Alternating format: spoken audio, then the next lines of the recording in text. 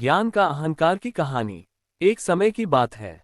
एक घमंडी व्यक्ति शहर से पढ़ लिख कर अपने पुराने गांव आया।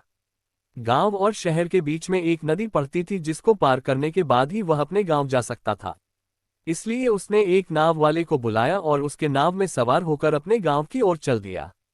कुछ देर चलने के बाद वह घमंड में भरकर नाविक से पूछना लगा, क्या तुमने कभी व्याकरण पढ़ा है?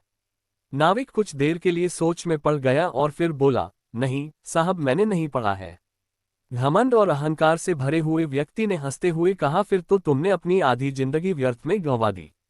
थोड़ी देर बाद अपनी पढ़ाई का और घमंड दिखाने के लिए उस व्यक्ति ने नाविक से फिर पूछा, तुमने इतिहास और भूगोल पढ़ा है?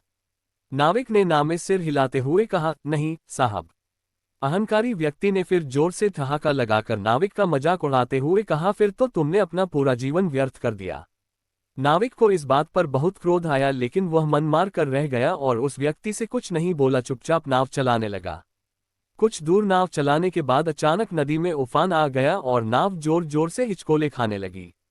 ये देखकर नाविक ने चेहरे पर छोटी सी मुस्कान के साथ ऊंचे स्वर में उस व्यक्ति से पूछा, साहब आपको तैरना भी आता है या नहीं? व्यक्ति ने कहा, नहीं, मुझे तैरना नहीं आता है।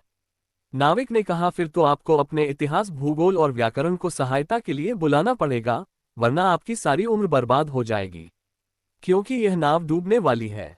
ये कहकर नाविक नदी में कूद तैरता हुआ किनारे की ओर चला गया।